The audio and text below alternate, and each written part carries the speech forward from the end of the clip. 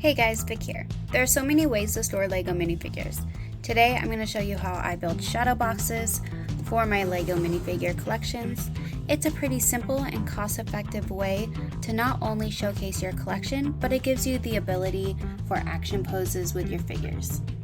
I prefer shadow boxes over free-setting the figures on a shelf because the enclosed boxes help to keep the figures clean, and when it comes time to dust, I just take the boxes off the wall, wipe them down, and hang them back up.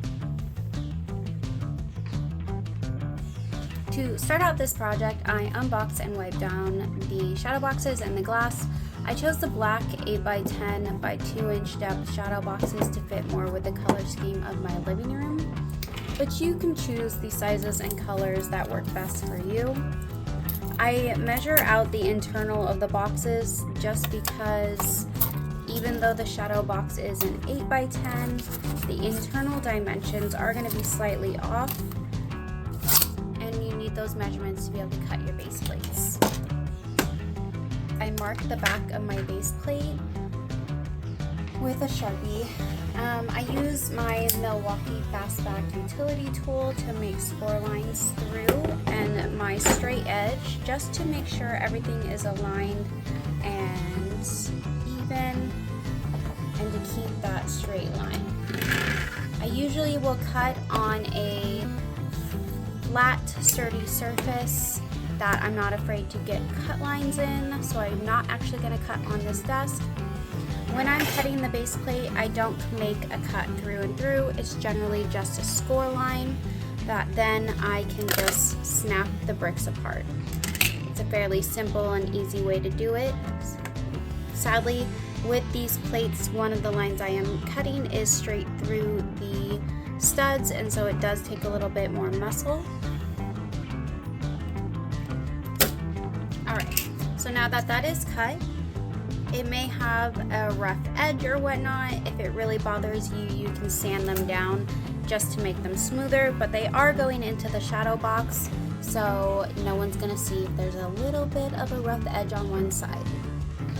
So now that our base plate is cut, all we have to do is take our shadow boxes and slide them in. It's going to give you a little bit of resistance, and that is good because that tension is what's going to hold it into place. Alright, so now that our shadow box is in place and everything looks great, as you can see, some of my edges aren't perfect. I don't mind, the lip with the shadow box is going to hide that. So, now that you are done assembling your shadow box, we're going to set it aside and grab whatever minifigure collection you are working on currently. I just finished up the Lego 100-year anniversary minifigure sets. Make sure each figure is on its own base plate so that you can connect your 1x2 bracket to the back. I assemble it right at the back there. And then just to make it stronger, we're going to use that 2x2 inverted bow. And we're just going to click it to the back as well. Gives you a nice connection point to hang it into the shadow box. So then, repeat that process for all the Lego minifigures in your collection. So the last and final step of making these shadow boxes is just go ahead and start deciding where you would like to have each minifigure sitting. You can action pose them, you can put them in order and what the list that comes with a minifigure says. I have done that with a couple of my sets. Other ones I just go kind of crazy and set them however I would like. I usually do between 3 and 4 figures per line in the set, depending on how big it is. Usually gives them enough space where I can still see them. Other times I move them around. I do them zigzag, horizontally. Sometimes I put them wherever I would like. Sometimes I do patterns.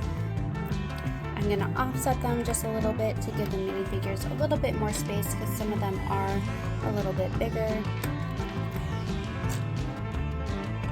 These collections have become some fun additions to the artwork in my home.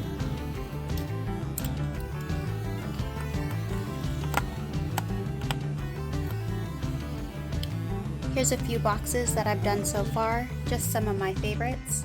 I'm really excited to do the Lego Series 25 minifigures coming out in January. In displaying these boxes, you can either place them on a surface or hang them on the wall. I like to hang them with my Vincent van Gogh Starry Night Lego set. My next plan is to add lighting to each box. How do you like to display your collections? Do you let them freeset on a shelf or buy the expensive acrylic boxes and cases?